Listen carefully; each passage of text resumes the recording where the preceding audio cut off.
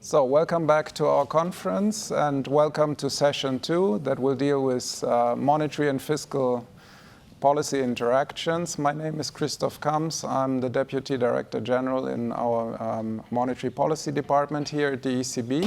I'm very happy to chair this session. We have two very interesting papers that are excellent research-wise, but also very topical.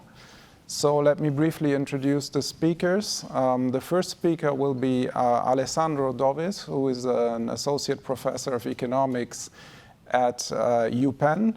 And thank you so much, Alessandro, for stepping in at short notice. This also means, unfortunately, you have to do this remotely, but I'm sure this will be perfect. Next to me sits Anna Rogantini Picco, who's a senior economist in our research department, and she will discuss the paper. We will then turn to the second paper, which will be presented by Howard Kung, who's an associate professor of finance at LBS. And the paper will be discussed by Jim Costain, who's a research economist at Banco de España. So without further ado, let me give the floor to Alessandro for the first paper. You have 25 minutes, and then we'll have 15 minutes for discussion, after which I will open the floor for questions from the audience. Please, Alessandro. Perfect. Thank you very much for having the paper in the program, and sorry for, unfortunately, Rishabh was not able to come, and let's try to, and I'm teaching, so I cannot be there in person, but let's try to make it work. So this is joint work with Luigi Bocola, Gaston, Chaumont, and Rishabh Kirpalani. So if you can go to the next slide, please. Okay, so starting from the 80s, and in particular in the 90s, a lot of emerging market economies and also advanced economy, they started to delegate monetary policy to independent central bank with an inflation targeting mandate.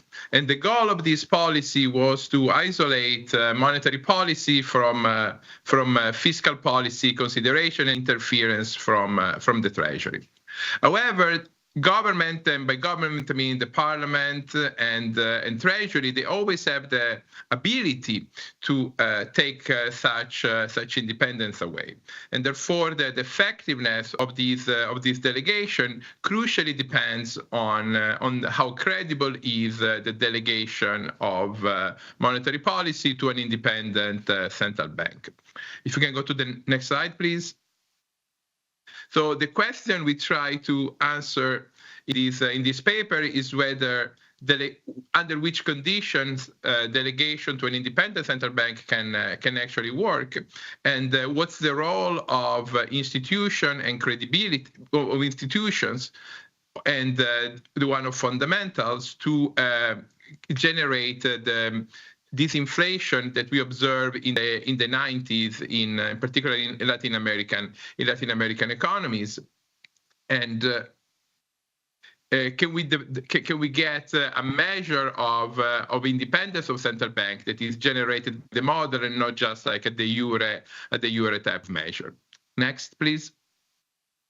So what we do in this paper to answer this set of questions is to develop an economy in the tradition of Sargent and Wallace, in which there's an interaction between the fiscal and the monetary authority. Now, in this environment, there's like delegation to an independent central bank with an inflation targeting mandate is going to be valuable from an ex ante perspective.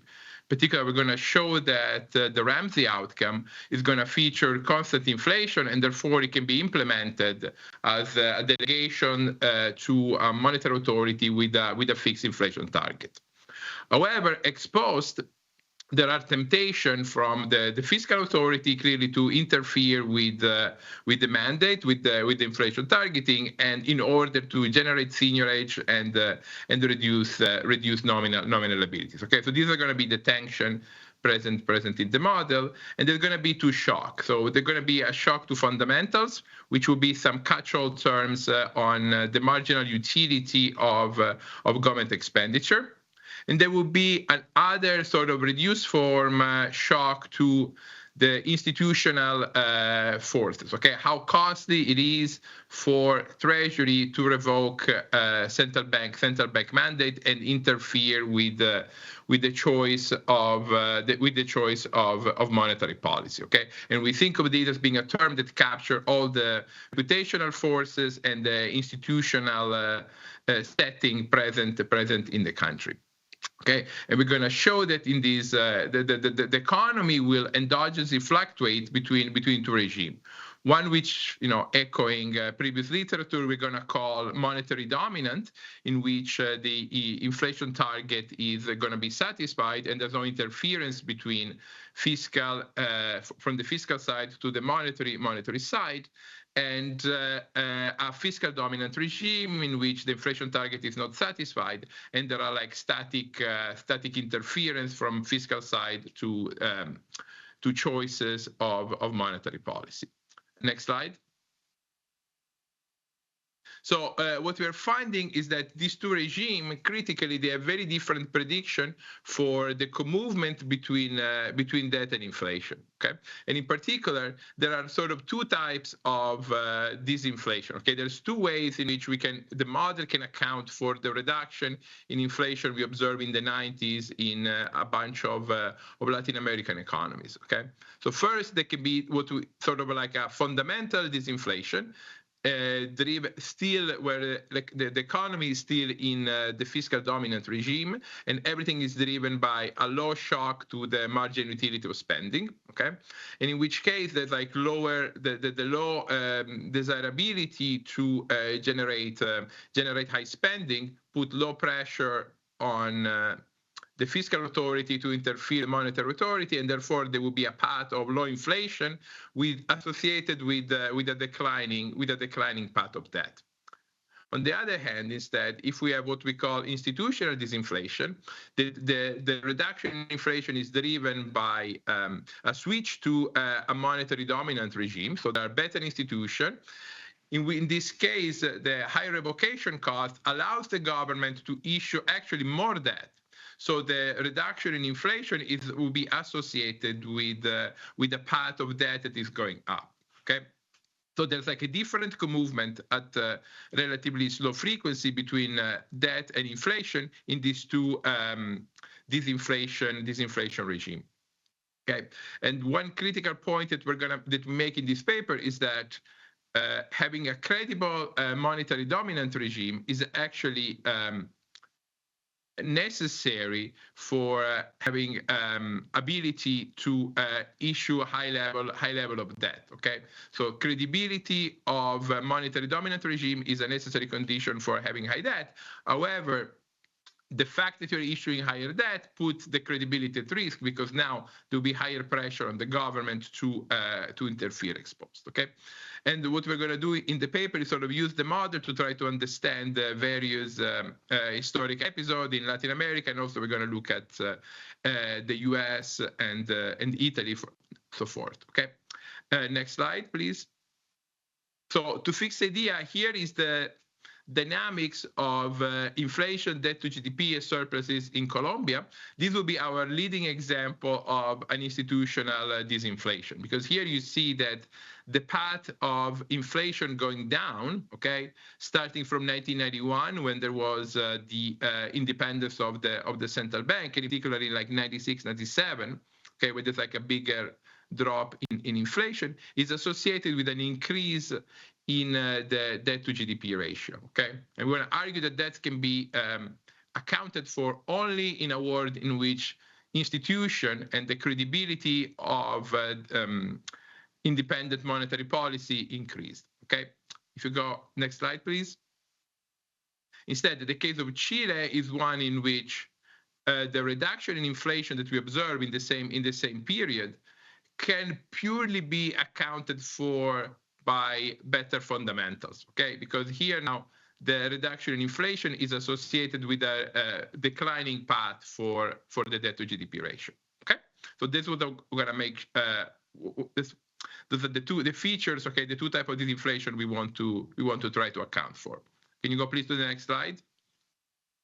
So let me skip this and go to the next, the outline, please. Okay, so what I'm going to do in the paper, okay, what I'm going to do in this talk, okay, is I'm going to first present the economy, then describe how policy is being determined in equilibrium, okay, how we're going to formalize these switches between regime, okay, these endogenous switches between regime.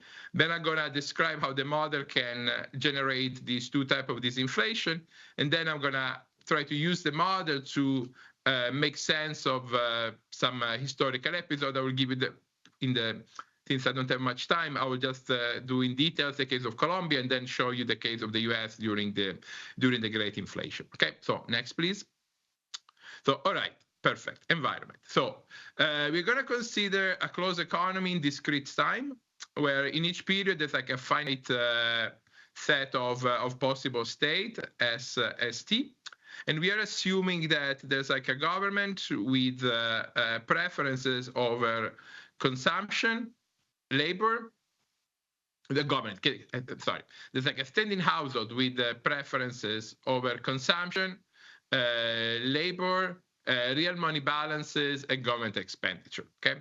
In particular, we're going to assume for tractability that the utility of consumption is quasi-linear, and we have separability in all the object, okay?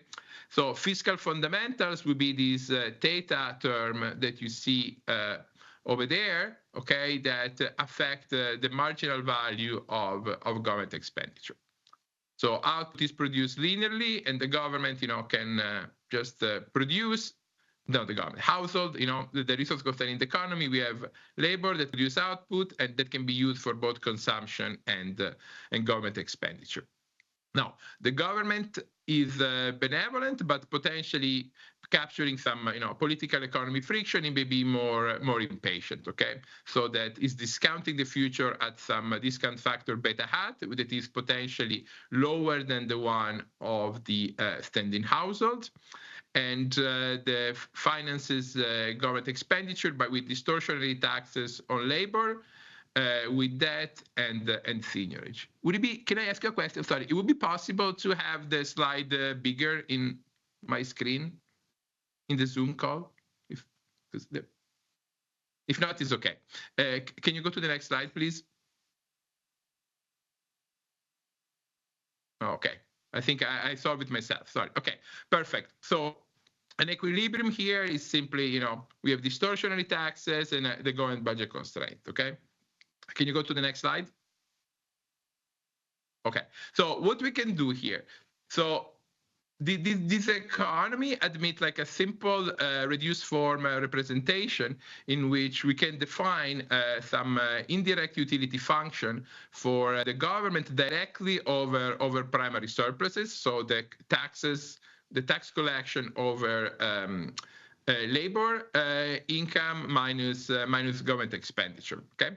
And this indirect utility function U is going to be a decreasing and concave in primary surplus. Clearly decreasing because higher primary surpluses means that you have to distort either you have to distort labor supply more, or you have to spend less on these public good G. And fundamentals affect the marginal cost of providing primary service. If you have like a high value of G, the marginal cost of having a high primary surplus is going to be higher. Okay, and the government can finance these can finance deficits. Okay, with by issuance of debt and seniorage. And the seniorage revenues are a function of the policy chosen today by the government and by a forward-looking money demand. Okay. Now, our economy neatly fits into this framework, but like a large class of economies will also admit the same representation. Okay, maybe with some. Will admit the same representation, and therefore, like everything I'm going to say today for this particular model will expand to a more general formulation. Okay, if you can go next slide, please. Okay, so given this characterization, okay, of the value for primary surplus, like we want to concentrate of what we call like a fiscal and monetary outcome, okay, that can be implemented as a competitive equilibrium given the instrument available to the government. So we say that a fiscal and monetary outcome is going to be a primary surplus, some level of real debt.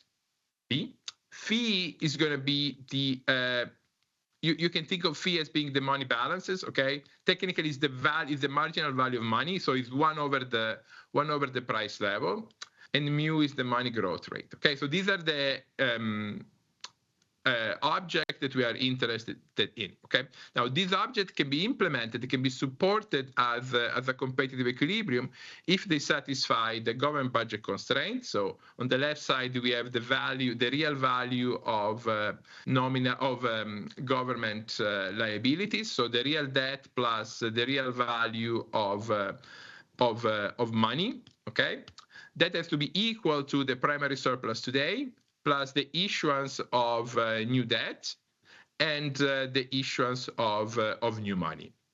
Now, the issuance of new money, how much people want to hold money, is determined by some money demand equation that comes from the money in the utility function representation for the preferences of our standing household, which sort of equates the marginal cost of bringing an extra unit of money tomorrow, which is the term mu fee on the left side, because to bring 1 extra unit of normalized money tomorrow, I will have to reduce consumption by mu fee. Okay, remember, fee is the inverse of the price level. Okay.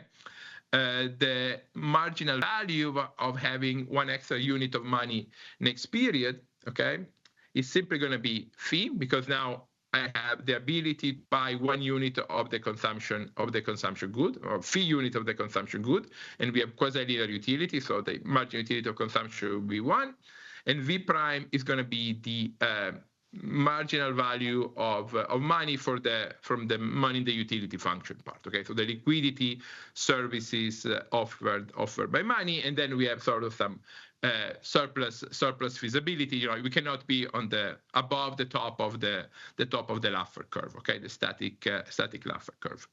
Now, in principle, if you give me any demand for any money demand, whatever I'm going to say is going to be true. Okay, it's going to carry forward. One thing I want to emphasize, if you can go to the next slide, please,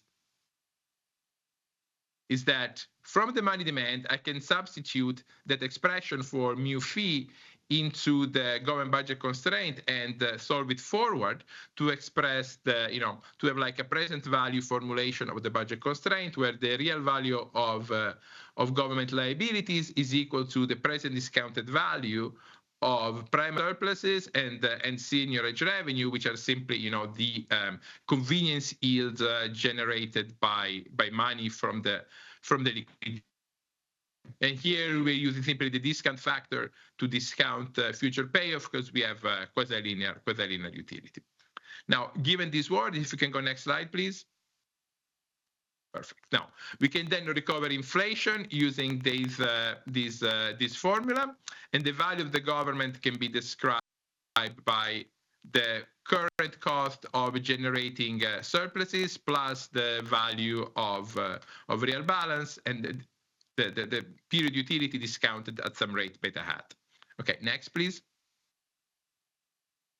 Okay, one more. Okay, so in this economy, if you want to solve the problem under commitment, we show in the paper that delegating to a central bank with an inflation targeting is desirable. By that we mean that if we solve for the Ramsey problem, in particular, if we have this constant elasticity utility for real balances, then we can show that the Ramsey outcome calls for the Friedman rule, and we have constant inflation. Okay, and even in environment in which we have a different value for monetary holding, through numerical simulation, we show that Even if Friedman rule doesn't hold exactly, it holds approximately, and inflation is always constant along a Ramsey plan. Okay, so we'll always be efficient here. One way in which we can implement the solution, the optimal policy with commitment, is by delegating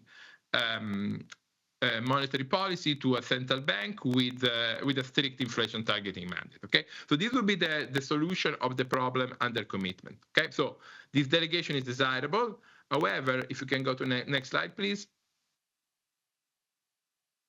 The Ramsey outcome is clearly not time consistent, because exposed the government would like to reduce the real value of money balance. Okay, so then the question is now, how do we think of a world without commitment, where the central bank, where the government more broadly may want to influence the expectations of private agents, may want to try to coordinate an equilibrium in which people believe that we follow the Friedman rule. Okay, so or something close to that. Now, the problem we run here is that an implementable outcome that satisfies some sustainability constraint, okay, so that where the value for the government is greater than some lower bound. Think of it as being the value of policy under discretion. So like the Markov equilibrium of these. Of the policy game can in principle be supported as a subgame perfect equilibrium. So the question is like, how do we act among this outcome? How do we think about government trying to convince people, try to manipulate people's expectations, and private agents to coordinate on punishment? Okay, so, or like, if you can go to the next slide. Next, please. Oh, perfect. Thank you. So the way we're gonna do this, okay? So we're gonna consider we want to consider like a broad way to try to sort of span a large set of these subgame perfect equilibrium. So how we're going to do that? So we're going to consider a world in which the government will try to commit to inflation next period. They will promise to deliver some inflation by star, okay? And they create some delegation, okay? However, then next period, the government may deviate and take the independence away and re-optimize. Now, however, this is not going to be costless, but there's going to be a cost, okay, some psi, okay, which will also depend on the state of the economy, okay, which will be sort of some catch-all term that stands in for all the reputational losses, how private agents coordinate to worse equilibrium or institutional details. And by having different processes for this XIS, we can sort of span a large class of subgame perfect equilibrium of this policy game. And what we want to try to understand how different realization for psi can help us to understand the data. Okay, if you can go next. So mechanically, what we do, so we set up, we write that we think that the state for this economy is given by the real debt, the promise target fee. So rather than doing inflation, I will be clear hopefully in a second, we do a promise in the value of money and the exogenous state in the economy. And there are going to be two regimes, monetary dominance and fiscal dominance. The value are going to be VMD and VFD. Under monetary dominance, the inflation target is satisfied, and there's no cost of being paid for adjusting the target. While in the fiscal dominance, we have these cost psi that is imposed to the government. Okay, and eta whether the target is respected or not. Next, please. So the value in the monetary regime, okay, is the following. So we can write the problem as fee is given. The government is respecting the value of money that was promised yesterday, and they simply choose primary surplus, new debt, money growth, and the promise for the new inflation target tomorrow, okay, subject to the budget constraint of the government and the money demand equation, where J is like a function, it's an equilibrium object that summarizes the expected marginal benefit of money holding. And note here that by choosing phi prime from the last the government is actually choosing the new inflation target pi star, okay? Because mu phi they're chosen today, and phi prime is the new value of money. So if the next period government is satisfying phi prime, then is delivering on the inflation target set today. Next slide, please. Next. Okay, so in the fiscal dominant regime instead, what happens is that the problem is exactly the same, but now the government is also choosing phi today, okay? Because the target is not going to be satisfied, and the government can reoptimize. Next. Next slide, please. Okay, thank you. And now in this world, there's like a tight correlation between the deficits and the value of inflation, because they are connected by the first of the condition. Next. Okay, here we have the expected value of money holding. Let me not delve too much into that. Next, please. Thank you. And now, what? No, can you go back one? Sorry, I want to. One more. Perfect. Thank you. So now, what I want to argue here is that this setup sort of nest in a flexible way a large class of equilibria. Okay, because for example, if the cost psi was always large enough, then it will always be optimal to be in the monetary dominant regime. And as I argued before, the monetary dominant regime is equal to the Ramsey outcome. Okay, therefore. If psi, if the process of psi is always very high and we always have a high realization, then we can consider like our framework nest the Ramsey outcome. If instead psi is always equal to 0, then we can also nest the Markov equilibrium under full discount, and we can get everything in between. Can you go 2 slides forward now? Thank you. One more. Alessandro? Perfect. So now, what's Alessandro, can you hear yes. me? We would need you to wrap up in the next 2 minutes, please. 2 minutes. Okay. Okay, then let's go forward. Okay, let's go forward then. Let's skip this. That's fine. Now, let's go to 1 slide more. So let me try to explain the value of that, okay? So the optimal debt issuance in this model is determined by this expression over here, okay? So the amount of debt that is issued in the government is as if it's distorted downward by some incentive wedge, which is this term here in red, okay, that incentivizes that to reduce the amount of debt being issued, okay? That's true for 2 reasons. One is that by reducing the amount of debt, the government is incentivized next period government to satisfy the target more often, okay? So there's like an extensive margin effect. And moreover, in the case of switch to fiscal dominance, a lower amount of debt is incentivizing tomorrow's government to increase the amount of value for money and therefore inflation, okay? So whenever in this term here in the Ramsey outcome will be 0, and this term is increasing is decreasing whenever psi prime is large. Can you go forward, please? Okay. Now, why there's 2 types of disinflation? So let me explain the dynamics here. Okay. So whenever, can you go one forward? Since I don't have time. Through the impulse response function. One more, please. All right. So.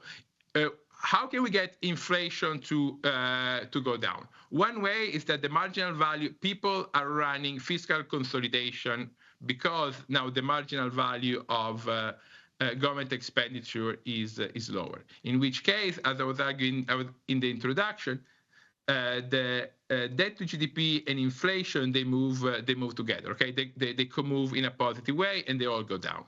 Now, if you can go forward, please. Now, if instead we have institutional disinflation, go forward, please. Is 1 minute, I take it. Go forward, please. Okay, so now, if instead we have institutional disinflation, now I want to argue that, so if the level of institution goes up, then debt is actually going to increase, because now this wedge I was talking to you about before now is lower, because now the government on one hand can support a low level of inflation even with a high amount of debt. Therefore, that decision don't have to be distorted, and at the same time, senior age revenue are going to decrease, or the government has to come up with more resources by increasing the debt, in particular if the government is impatient. Go forward, please. Okay, so now we have these dynamics in which inflation jumps down and the level of debt to GDP is actually increasing. Okay, so we can use these to sort of this different movement to disentangle different type of disinflation episode. Can you go forward, please? Okay, so that's what I want to argue. So two different type of disinflation. Okay, forward, please. Now, let's try to make this case for the example of Colombia. Can you go at the first picture, please?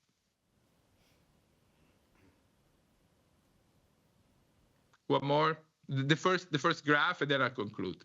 Okay, so we calibrate the model. No, forward. One more. Okay, so Colombian central bank, there was independence in 91. Go forward, please. Okay, so what we see here is that, okay, I'll talk through here. So the initial disinflation that we observed in the 90s was initially driven by the improvement in fundamentals, okay? But however, starting in the 90s, as we observed the increase in debt to GDP, that can be only rationalized by increase in the institutional framework and the credibility of the monetary policy, as we see from the top right panel. And interestingly, the credibility doesn't increase right away through the lens of the model in 1991 when central bank independence was granted, but only later on in the late 90s, around 98. Can you go forward, please? Yeah, one more. That's what I just said. One more. So the decomposition is important because absent. Can you go one backward? Okay. Now, if we have no changes in institution, but fundamentals where everything driving the economy, then the model will not be able to account for the drop in inflation. Okay. Now, can you go two forward? Just the picture of the U.S. Okay, now the model is interesting here because the model, just a second, also is able to account for the great inflation as a reduction in the credibility of U.S. central bank independence, and then it picks up the disinflation in 84 as an increase in credibility. Go forward, and then I'll just conclude. Okay, so what we did, okay, and I think I didn't give it justice, but sort of we developed like a theory of endogenous fluctuation. I want to emphasize endogenous between fiscal and monetary dominant regime. And we show that successful disinflationary episode can be driven either by fundamentals or credible institution. And the model has different implications for debt and inflation dynamics that it can be used to try to understand which of these two forces is more prominent in episode of reduction in inflation or episode of increase in inflation. Okay, sorry for taking longer. That's it. All good. Thanks a lot, Alessandro. And then let me hand over straight to Anna, please. Okay, thanks a lot for letting me discuss this very insightful paper. I'm very impressed by Alessandro because when they tell us you should be able to explain your research if you're waking up in the middle of the night, more or less is what Alessandro did, so great. So let me, so now there is a big debate on the credibility of central bank. It's a very lively debate. The paper focuses mainly on Latin America disinflationary periods in the 80s and 90s. Actually, today Alessandro also showed results for the US, but I didn't have them in the draft that I got, so I thought it was mainly about Latin America. But certainly now this is very relevant also for advanced economies and to date. So what is the paper about? It gives a very encompassing theoretical framework which allows us to disentangle between the role of government's credibility and the role of fiscal fundamentals in explain jointly the dynamics of public debt and inflation. The model is a model of fiscal monetary interactions, and what is novel here is that it's going to give rise to endogenous regime changes. So up to now, these regime changes were mainly exogenous, but the model endogenizes these changes. And the way it works is that there is a government which delegates monetary policy to a central bank and promises to deliver next period a certain inflation target pi star. But then at T+1, the government can deviate. So it's benevolent, but not necessarily commits to its promise. And if it deviates, it has to pay a cost psi that we can think of as different things, as reputation losses, as institutional constraints, or political costs. It's like a reduced form way of thinking about all these motives. And what are the forces at play that makes more likely that the government does not deviate by paying this cost and instead remains credible in delivering the pi star? Well, when the cost of losing credibility gets higher, then it's more likely that the government has incentives to remain credible. When debt is low, that's also giving incentive to remain credible. So in this model, we get that lower debt is, as Alessandro showed, gives incentive to the government not to deviate, and similarly having a lower marginal utility of government expenditure. And finally, a lower inflation target also keeps the government likelihood to remain credible higher. What is really valuable about this modeling framework is that it's able to nest various outcomes, among which the Ramsey allocation, and in particular in that case, the government always commits, and so ex post is always going to deliver the pi star, and we're going to think of this as the monetary dominant regime. Similarly, the model nests also the Markov equilibrium, where ex post the government always deviates, so it's not going to deliver the pi star, and we are going to think of this as the fiscally dominant regime. And it also nests all the cases in between, and this is very interesting. So we're going to have regime switches between the monetary dominant and the fiscal dominant regime. Okay, and so how are they using the model for? They're using it to really disentangle episodes where there is inflationary, well, in the paper mainly, these inflationary episodes of different nature, and in particular of two types. The first one is what they call fundamental disinflation, in which case there is a reduction in the marginal value of government spending, and at the same time, a decline in the path of public debt. So here we're going to have a positive covariance between inflation and debt. In the second type of disinflation, what we're going to call institutional disinflation, we have that there is an increase in the expected cost of losing credibility, and at the same time, the government is able to sustain an increasing path of government debt. So here we're going to have inflation going down and debt to GDP going up. So we are going to have a negative covariance between the two. So the model allows us to identify these key covariances, and which are going to give us the ability to disentangle between these two types of disinflations. And in particular, at least in the draft of the paper that I got, they were looking at two cases, Colombia and Chile, from 1980 to 2017. And they ran a filter on the data and showed that fiscal fundamentals are really not enough to jointly explain the dynamics of inflation and debt to GDP in the mid-90s. In particular, because we see these disinflationary episodes, but then if we only relied on fiscal fundamentals to explain this disinflation, then we wouldn't get that debt to GDP would increase or flattens, as increase is the case of Colombia, and flattening is the case of Chile. So we really need another motive, which is this gain in credibility that they show is going to explain the data.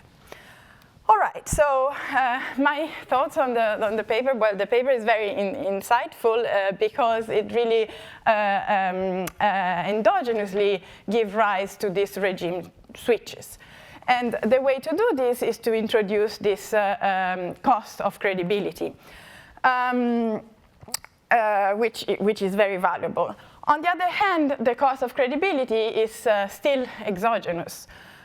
So what effectively they're doing, they're moving the exogeneity one step earlier, let's say, which already gives, allows us to go further, but I think they can do even better and think what could actually drive this cost endogenously. And what I thought could be that actually, at the moment, the costs of losing credibility and fiscal fundamentals are independent from each other, but are they really? My expectation would be that credibility gets lower when fundamentals are persistently bad. And so I would think that one exercise could be to actually make the two shocks correlated, or even to have the cost of losing credibility dependent on the fundamentals. A second idea that I had is that at the moment the cost of losing credibility is a given amount, but it doesn't really depend on the deviation from the target. So whether the central bank is actually deviating 1 percentage point or 50 percentage points is treated the same way. Okay, we could think that once the government loses credibility, that is lost. But we could also think that actually the deviation matters. And so this could be another way to endogenize the cost of losing credibility. So I was wondering whether the authors can think about these options. All right, and then more on the quantitative exercise.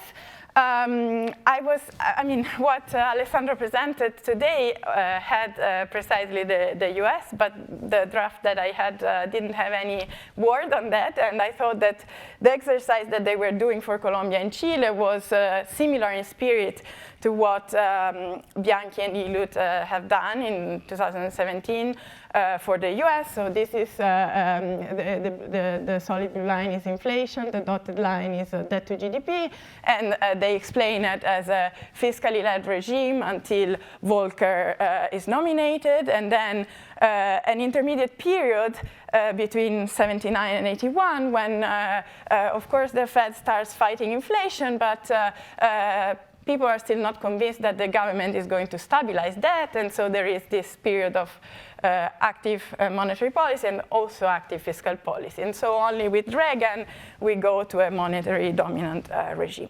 So I was thinking that the paper that Alessandro presented could run a similar filter on the US data and disentangle the period. And what I would expect would be that only with Reagan we would get a gain in credibility. So we would be in the fiscally dominant regime until then, and then there would be this switch. And I think is what Alessandro briefly showed us today.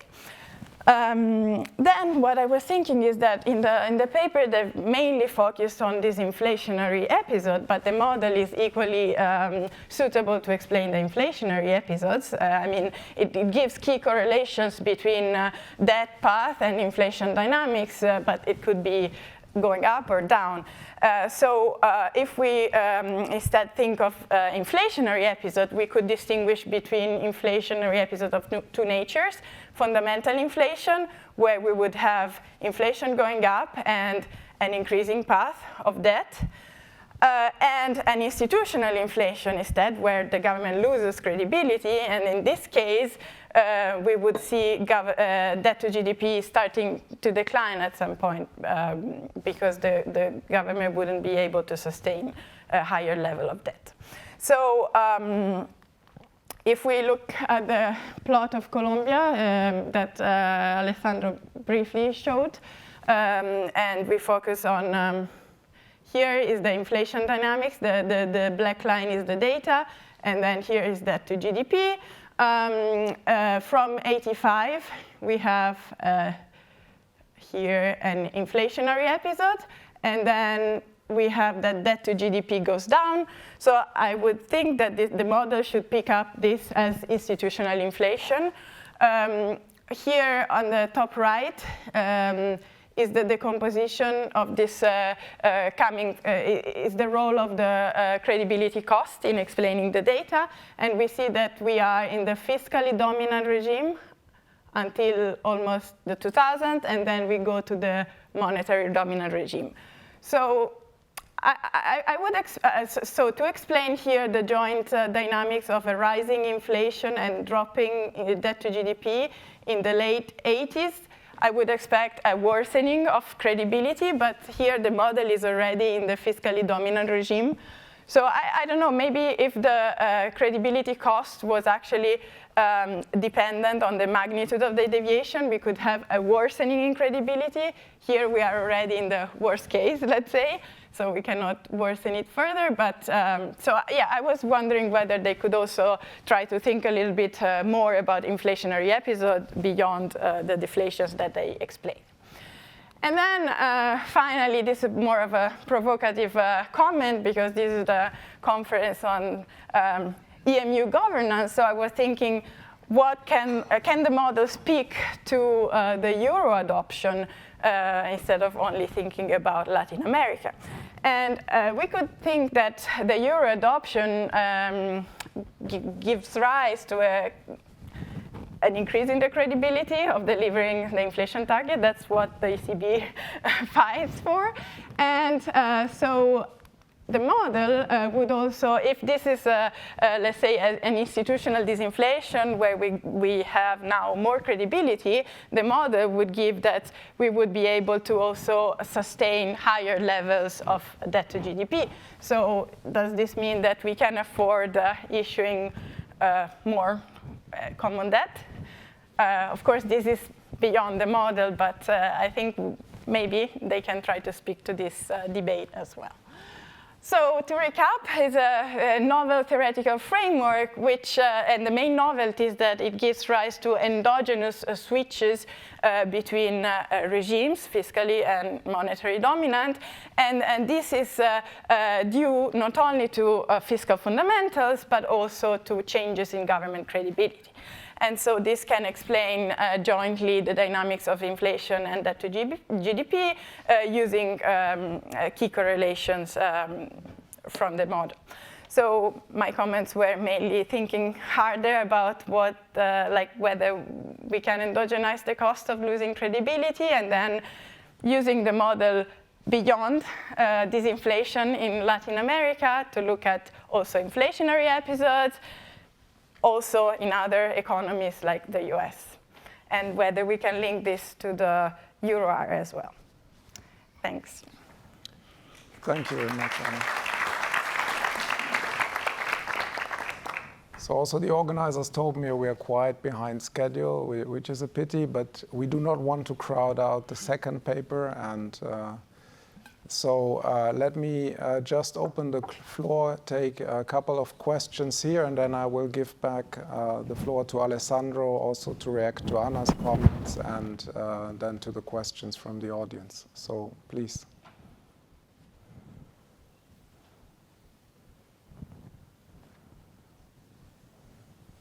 Yes, Leo, please.